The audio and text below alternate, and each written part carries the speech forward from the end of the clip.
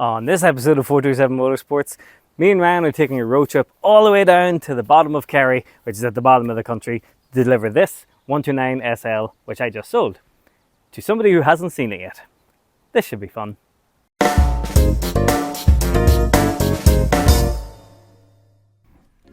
Okay, so really eagle-eyed viewers of the channel who've been here a long time might just recognise this car. It was behind the scenes in some of the shots in my dad's garage years ago. He owned it for a short while, but at this stage I had moved out and I had nothing to do with it, so to be honest, I don't really know anything about it. Having taken it back as a trade-in after he sold it, a friend of the channel, who we'll not mention yet, but he would probably recommend that you please don't follow his channel unless you're really into retro cars, he decided to buy it. So we loaded up the 427 Land Rover with snacks and supplies and headed off a long way down to Kerry, which should be about 4.5 hours and anything else, but in a Land Rover Defender towing a nearly 2 ton of Mercedes, it's about 6.5 hours one way. We left the cover on in the hopes that, it would stay dry inside because one of the windows isn't in, but we'll get into all of that later. Of course, one of the best parts about a big motorway trip is seeing what's on the road on the way down. Now, there wasn't too many interesting things, but there was a Volvo 850R in that beautiful yellow, a Yaris that was done up pretty coolly except for the Lexus badges, but he recognised this, I think, and of course, the obligatory apple green stops. As time went by and it got darker and darker, we stopped at the greatest services in the country as far as I'm concerned, the Barack Obama services. Checked over the car and went in for a toilet break. Now, it's called the Barack Obama services because at one stage he flew over and visited, and they have really cashed in on this. It's so dumb. I've been here a few times. I absolutely love it. It's probably the coolest services in the country.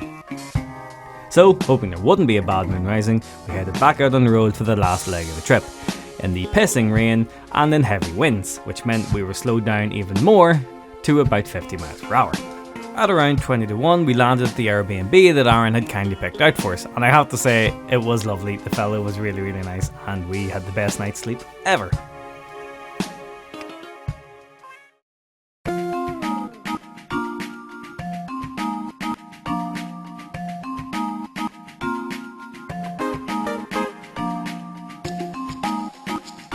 So, it is the next morning. We are knackered. We arrived around midnight. No, way later than midnight. It was like 20 to 1, I think. Best sleep of our lives, though, I have to say. Aaron put us up in a B&B a couple minutes away from where the car is going. So, he hasn't seen this car yet. He still hasn't. I hope he likes it. I just know that, this is the first time I've ever sold something unseen. So, I'm probably as nervous as he is. Anyway, the cover made it the whole way down the road, so that's pretty cool. So we're going to get breakfast now, and then Aaron's going to meet us, and then we'll see what happens.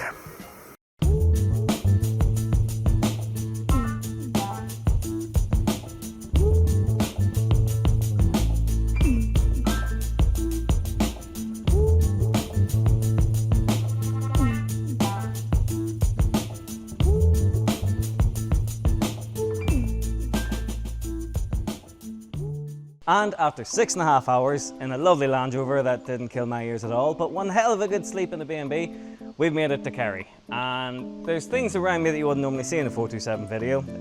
They are VAG Group, which you would think I'd be into, but surprisingly, never really been into them. There was an Audi TT I had once, which tried to kill me, so after that, the 4 rings kind of weren't my thing, but I could be swayed. But if anybody's going to sway me to like Audis, it's the man who resides in this shed. I'm sure he has a home of his own, but we'll think of it as his home here. He's got an Audi 80, he's got an Audi 80, he's got a Mark IV Golf, various other Audis, but now he's got a 3-pointed star. Aaron, get over here. We have just sold this Mercedes SL to Aaron from Retro Garage. I feel like I'm a traitor to my own brand by going for a Mercedes. You'll be alright, he's one of us now.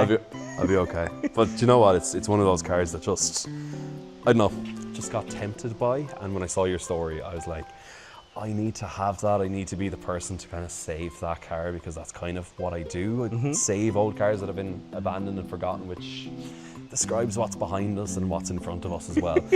So this will be right at home. I'll probably put it in the corner of the shed and forget about it for 5 years. Sounds like what it used to be.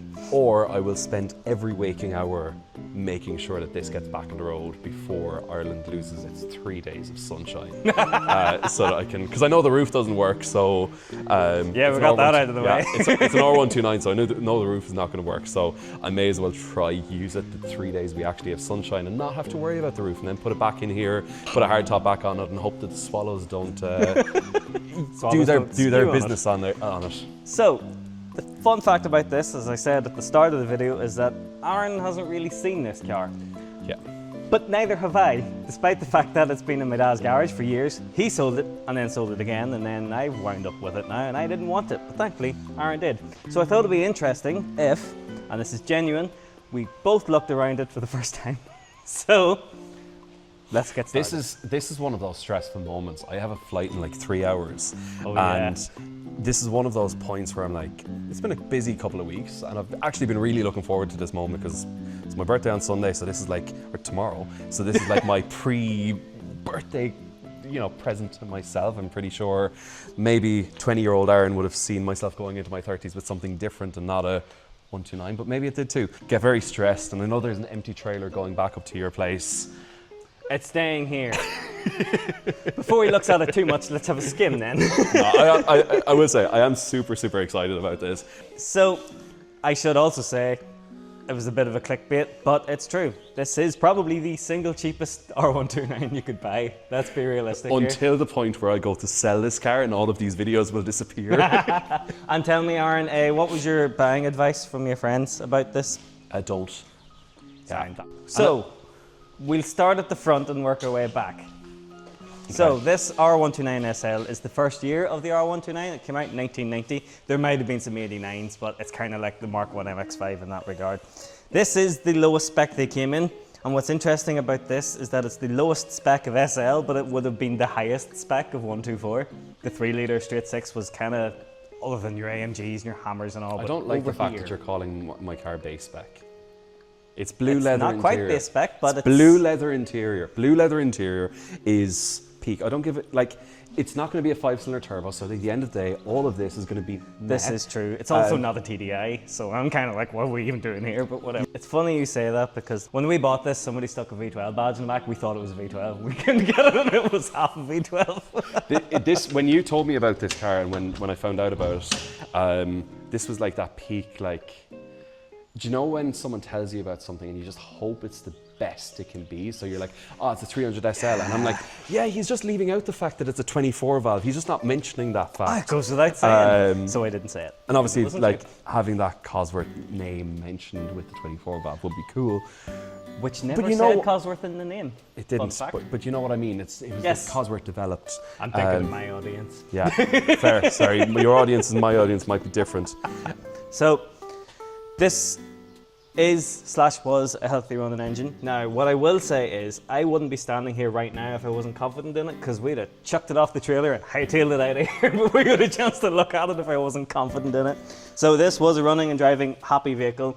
My dad drove it to the fella who sold it from him. The fella who bought it from him drove it to and from work. He shouldn't have, because it hasn't been on the road in like 12 years, but that's by the by. There's no plates on it, you'll never know. Typical South Armagh things. So the R129 SL, this is the 3-litre straight 6. This came in the W124s as well. It's the M103. You said it earlier, didn't you? Yeah. Yes, M103. I'm not good with things that aren't diesel, so I didn't know if it was 103 or not. These tend to not really give any bother. The 4-cylinder version is basically this, with just 2 cylinders chopped off, and they can actually give head gasket issues, but the straight 6 is usually quite fine. As regards to everything here, it's fully complete. The only thing that's a bit damaged, as Aaron noticed earlier, is the fuse box cover. Now, fun fact for you non-Mercedes people, and I also know why it was damaged. Dad left the solder and iron on it and wasn't paying attention. Yeah, so that's fair enough. Oh, it's also got Continental fuses. My 124s, those, and I hate them with a passion. I wish there was a kit to like transfer it to blades. But anyway. The last car that I've had that had this type of fuse was my Trabant. So I'm definitely going back in time now. If none of these other cars have this type of fuse, Yes, you they're know all that blades. this is proper vintage now. Yes. So, fun fact for you people who maybe don't really know the Mercs, because our channel is kind of varied between Volkswagen and Mercedes and Subaru and everything else. The part numbers for Mercs tend to all have the first 3 digits be the chassis number of the car. So you'll notice here on things like the top mounts and interior pieces and trim pieces and all, the part numbers all start with 129 because this is an R129. The R stands for Roadster. But things like fuse boxes and shared parts, they tend to either be from other vehicles or they have a different number depending on the engine. So the parts for this engine all say 103 at the start because they're engine specific, not Mercedes car specific. But the likes of the fuse box on this actually has a 124 part number because it's shared with the 124, and the 124 came out before the SL. And this is 123. And that's 123, yeah. Yeah. And that's really old. Like, so it's cool to look back in time at the different things that they just kept using. The rear, this is so nerdy, but some of you are going to love this. The rear hub bush on the hubs on the back of these is still used today on the Mercedes GLE. Nice. Still can get it. It costs £3 brand new. Nice. Just stupid stuff like that. And Anyway, what, with still a 129 number on the GLE or? no, it's like 124 or 123 or something like that. Like, so Nice. yeah, this was running and was happy. Now, it was parked up then for a while and it had E10 in it. Now, I personally have never experienced any of this E10 stuff, but I know a lot of people have. And unfortunately, it has killed the fuel pump. It still primes and tries to deliver fuel, but it's not giving enough. Now, you can run it by taking the airbox off and just spraying petrol in. That's how we had it running, and it's a healthy engine. It's just, I hate that cliche of saying Randwind Park, oh, just needs a fuel pump, because like, is it ever just the fuel pump? I remember one time something was for sale and they said it needed a fuel pump. It was a Mark II Golf and I had a fuel pump. So I said, I'll bring one with me, and they're like, and you just know it was never the fuel pump that was the problem. It's just a nice scapegoat. But in this instance, I can swear it is the fuel pump. I think, not 100% certain, I think these run a form of K-Jet, but it's not the same K-Jet that you have in the likes of your Mark II Golfs and the W123 that came a while before this. This is the later style one that I think was in some 190s and some 124s. But honestly, they are a damn bulletproof thing. The inner chassis legs of it are all very, very, very straight. It's actually incredible. Ryan pointed out it actually looks like it's had a new ABS pump at some stage. Now, Aaron did like the southern equivalent of a HPI check, and it read up the different number plates this car's had in the past, and it's, without giving details away, it's safe to say whoever owned this had money. The number plate, one of the number plates that was on this is honestly worth about 100 grand. It's actually, What is it, on the Rolls Royce? it's on the Rolls Royce Yeah. now, so So it's a shame. It's a shame that that person didn't keep owning this car, because I think it would have looked very different. But and I we think wouldn't be would, here. Yeah, we would be having very different conversations. 2 numbers, 2 letters.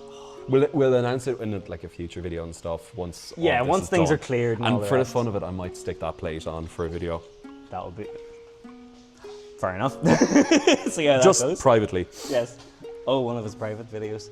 Okay, interesting. Now, there's a wee bit of surface rust on the bonnet here. It's missing its sound insulation.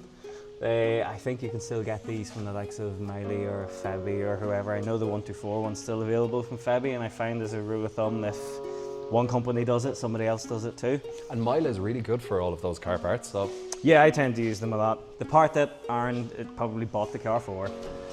Let's look at the interior. So, the interior. Aaron, a man of your stature, and by that I mean way taller than I am, can you fit? let's see. Whoa. It's a lot easier to get into than the Spiker I was in yesterday. I love the. Have you ever heard such a flex? The word spiker has never been said on 427 Motorsports before. In fact, I don't think it's been written down. Or in this car. I love all the dust from the headliner, but Well, it is from South Armagh. I might have Character. said spiker at some stage, but it meant something very different. Anyway, you were saying? I love all the character. The headliner that's hitting my head almost. So this, thankfully being an early car, has the most iconic Mercedes steering wheel of them all, I think. It's stunning. Like, what you can see in here as well is the low miles. There's only 114 Oh yeah. for Mercedes. That's very low. Like, I forgot to mention that in my video. yeah. So that's a cubby that likes to stay up. It might just, that could be how it works. Doesn't work. It's meant to be like that.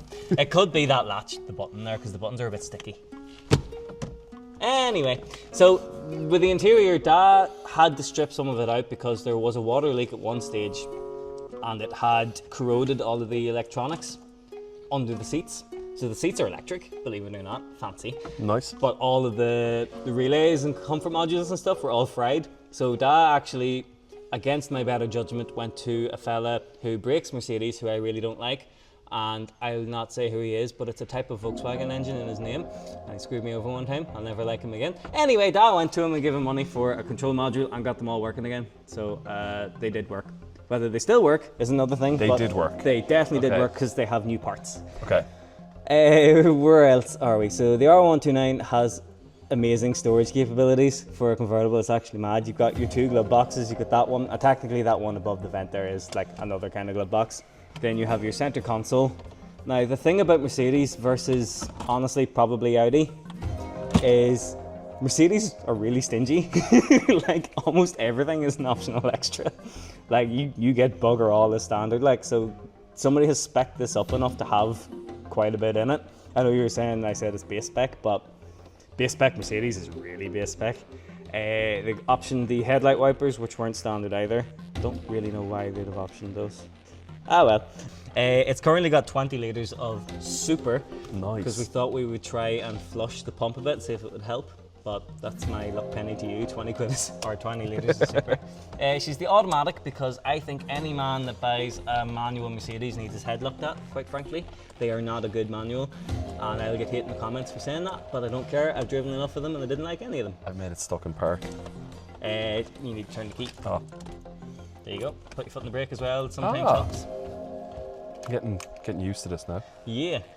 I will say Mercedes make the best automatic gearboxes. If they're serviced well, they are so smooth. It's Yeah. actually, it's class. I'll be honest, I don't know if the hardtop is an option or if it's factory. I think that if I remember from Mercedes, I think all Mercedes came with hardtops. Okay. And I had this conversation many times. So every time I'm with a Pagoda, anyone that sells a Pagoda is always like, it came with the optional or it comes with the hardtop, as if it's a great thing for an auction, for a car, that's going to auction or going for sale. They all came with hardtop standard. Okay, just because I remember specifically saying to you, and it's even got the hardtop, I was like, oh shit. No, but again, it's like those Pagodas. It's like the hardtops go missing, unfortunately, over time, and So the hardtop is in great shape. There's a tiny little bit of surface corrosion, but it is aluminium. Yeah. So basically just needs painted. The problem with the hardtop really is there's a crack in the glass. Now that's not a fail on MOT or anything like that because it's Yeah. not windscreen. They can be got though is the important thing. Okay. They're still readily available and they're not And massively they're expensive. easy enough to put in, or what's the story with them? If it's like the 124's glass, they all tend to use the same sort of glass. You pop this trim off, Yeah. and then it kind of comes off pretty happily from the seal. Yeah. Now we've only taken the glass out of my 124. We haven't got the seal from the bargain yet, but I know taking it out's pretty easy. You can let me know when you've done that. You can take it out really easily if you want, but Yeah. I wouldn't. Other than that, now this is the part where Chris Harris is going to say, "I told you not to buy it."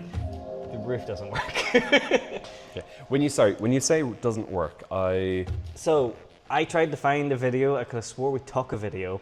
When we took it home, myself and someone else were playing about with it and pulled the switch, and it did start to come up. But then we realized, oh crap, this isn't going into the shed right now, and we panicked and put it back down and put the hardtop back on. Okay. Because we thought, well, if this doesn't close or if anything's not right, yeah, I can't sit outside with nothing on it. yeah. I will say, I don't know what the crack is now because we haven't had a fully charged battery in it. When we went to move it the other day, we found out how the roof worked because the hardtop never sat down properly and Yeah. we couldn't work out why. It turns out that you have to use the switch to do it, but there's 2 wee latches in here where you can do it manually. Okay. So we did it manually just to make sure it was done. Yeah. But when we were pulling the switch, there was a click, but then nothing happened. It Okay. didn't do anything. But I know for a fact it did move before at least. So I don't know whether fuse could be gone or, although there was a click, could be a relay bad. Don't know. What I would say wholeheartedly is that the rest of the car is that good, that if the roof is the most expensive part, then you're probably still in the money. Okay. One thing we that did is- talk about all this beforehand, by the way. I'm not just springing this on him now and be like, haha, it's here now, bye. One thing that does worry me, and it's seeing it here and being reminded of it, is there's no glass in the doors. I know it's in the boot. But why is there no glass in the doors? Because there's a good reason for that. If you give me a while, I'll think of one. Only joking. Dad had the two of them out because the modules weren't working. Okay. So we took one out, and to take it out, you had to take the glass out to get at it. Okay. So we took the glass out, took it out of one. There's glass in one of them, I think. Oh, sorry. One of them has glass or not? I think. Are they So working again or no? they Don't know. were. Okay. The thing is, I haven't done anything with this car, so I can't vouch for sure. What we can do is now it's inside again, is put a good battery on it if you have one there. Oh, mint. Well, there you go. Oh, mint. That's going to be easy. That could be worse, just breaking like- my own car. No, that wasn't breaking. That was disassembly. Oh, not that breaking. That sounded like breaking. I am unsure is Okay. the answer, but a fresh battery and just pressing all the switches and checking Yeah, fuses is all we can do, really. I know that I would say a solid 95% of it all worked. And that's when I Yeah. give up because it's like, that's great. And then it just had to. Yeah, fair. So unfortunately, I can't say any more than that. Yeah. I'm sorry. One thing I will say that kind of worries me a little bit is if you look in the back window, there's quite a lot of parts on the back seats. Yes. Now, these are not particularly big seats, but there's still a lot of parts. And it kind of worries me a little bit because that means those parts need to go somewhere. And every one of those parts will probably have to be reassembled into something / somewhere. Yes. And I have no idea where any of these have come from. And I feel like this is going to be the biggest game of like doing Lego without the instruction manual. And the thing I can say that probably won't give you much more confidence, unfortunately, is that I can't vouch that all of those aren't old parts taken off, replaced with new, Okay. or aren't parts from various other Mercedes that we've had over the years that Da's seen was like, oh, that's probably off the mark. So I Nice. am sorry, but there is a box of parts there and I can't vouch for I any think of it. that's probably what's going to take me the most time is actually. Do you know what? It's really funny because this is a problem I've never had with my own cars before. In that, what's up here, probably okay. Yes. What's back here, probably okay. Underneath, probably okay. Interior, not so okay. It's a weird thing, And isn't it's it? really weird. It's like I've always bought cars that have like either not run for some reason or something like that. I've never bought cars where I've like got given a box of parts and be like, put the interior back together. Because anytime Yes. I take parts interior, I do it like piece by piece. So like when I Yes. was doing the S6 and doing the manual swap, I knew what I was doing and where I was putting stuff and I was taking videos and photos. Yes. It is a tough game taking on somebody else's project. I know. I did it recently. And it's funny because I never realized that this is the one part of the car that I actually don't want to be doing. Do you This get is me? a hell of a Like, way to I know find it's that out. I know it's a small. I know it's a small cabin, and I get that. But what scares me is I'd actually rather that if parts were missing. Do you get me? It's like if Yeah. parts were missing, you I can go take through. them away if Yeah, you yeah. Fair. But it's like because Aaron now is going to look at some of these and be like, where does this go? Something's not right. Yes. And I suppose the only way I'll really find this out is if I put a good battery into it, start going through things, figure out what works. I think one of the big first things I think I need to do is get the windows into it and try not to Yes. break the windows while I'm putting the windows into it. Yes. So that's going to be probably the first thing because I want to make sure that if I do everything else and I figure out, hopefully it just needs a service, oil or fuel pump, top mounts, maybe struts, a couple of bushings, stuff like that. Yes. It's this. It is. That It's scares me. intimidating, especially if you're not Mercedes. I know I can tip inclined. away at it, and I know again when it goes up against the wall, I can start on this side and go, start on this side and start working through Yes. things, this door, and maybe if we get it running and stuff, then I can swing it around and like do the same on the other side, and it'll be a really fun challenge. But it feels like you're not getting anywhere. Do you get me? Like Yes. if you get a car running, it's like, amazing, I can now drive this car. Yes. If you start putting a car back together interior-wise, it's like, I can do exactly the same as what I did before, but now I have a window. Do you get me? Yes. So it's like, Yeah, this yeah, is the yeah. fun part. This is the fun part. Or when you lower a car, or when you put on different wheels, those are all the fun parts. This is like, I get you. I get you. yeah. It's daunting. Don't get me wrong, And But I'm excited. I'm really, do you know what? I'm really sad that I'm leaving today, because if it wasn't for that, I'd be taking all of these boxes out right now. yes, And just literally getting right into it, because I think this is going to be such a cool car when it's done. right. So while we're at it, we'll do the last part of the Grand Tour. We've done the front, we've done the middle. Now let's do the back. So SL actually has a remarkably big boot. Like, it's a proper Grand Touring car. I suppose because unlike the later ones, they wasn't trying to fold the roof into the boot. Yes, per se. It came in. It came in here. Yes. And I suppose one interesting take on this video is that you're seeing one that isn't immaculate, because nearly everybody, Jason Camisa's already done an immaculate 129. Everybody else has done an immaculate 129. Show me the shit boxes. Anyway, right. So in the boot, there's glass. Oh, look at all that rot. No. Where? No, it's actually pretty good. God, don't scare me. So we have. Don't touch my, no, don't break the window. I see there's 2 bits of glass. Okay, please, can you leave them in? Why? What's under there? Your extra wheel and stuff was going to show. That's okay. The wheel is in there.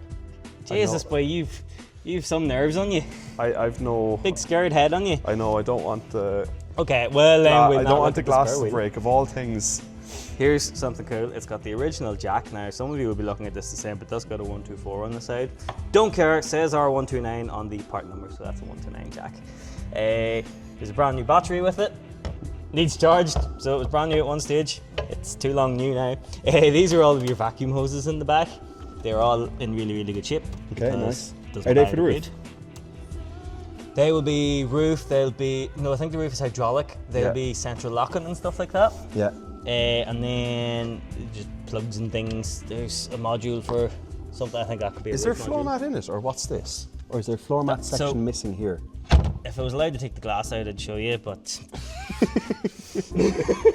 basically, this is the cover that actually goes over the spare wheel. I thought that was an R129 cable. Oh no, it's a 123 cable tie. Oh, Almost. Nice. Nice. So under this, there's the carpet goes along. This Okay. is just the cover for the spare wheel. Okay. Because the spare wheel was out. So is there that an was just extra on cover that top. goes over all of this then usually?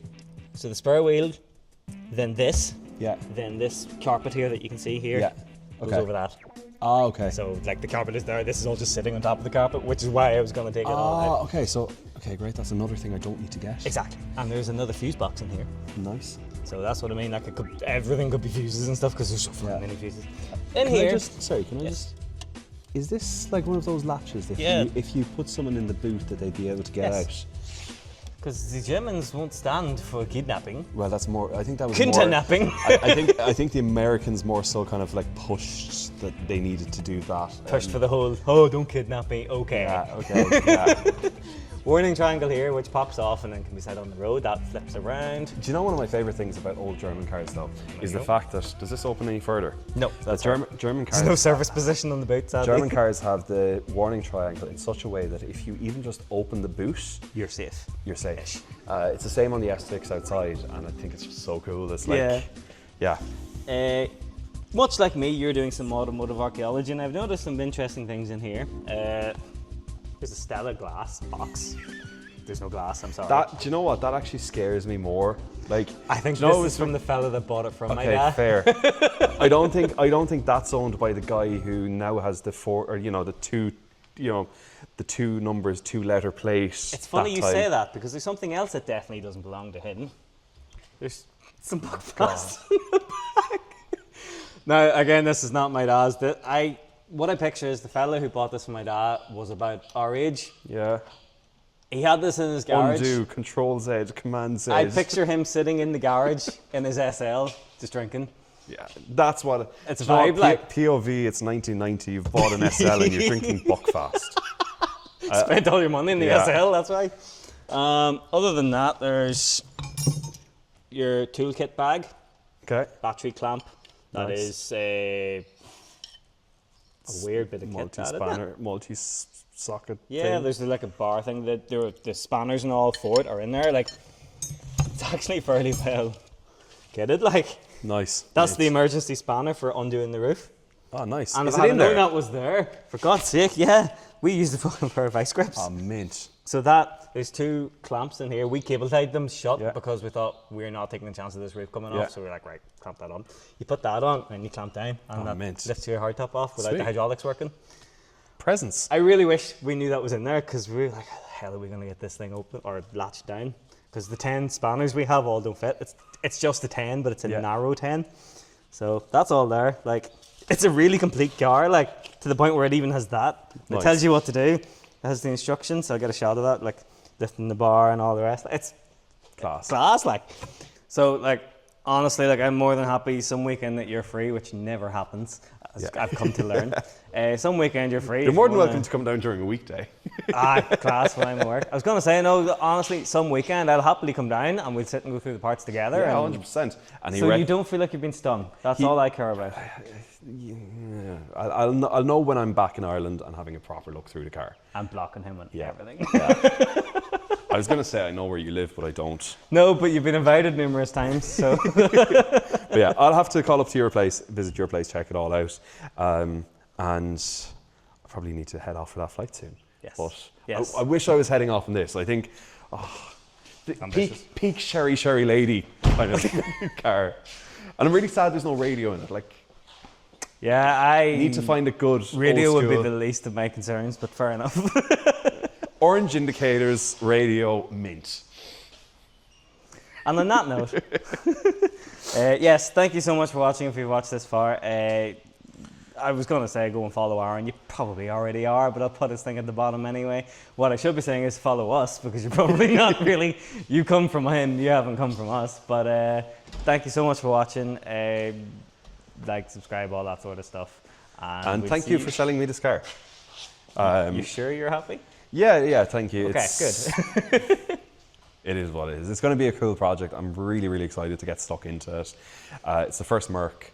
Do you know what? And even as much as I complain about the cabin, it's a small cabin. Exactly. You know, it's a small You're not cabin. here in an E-Class there's wagon. no, it's not an S-Class. There's no electric rear seats or yeah. anything. So, look, it's this.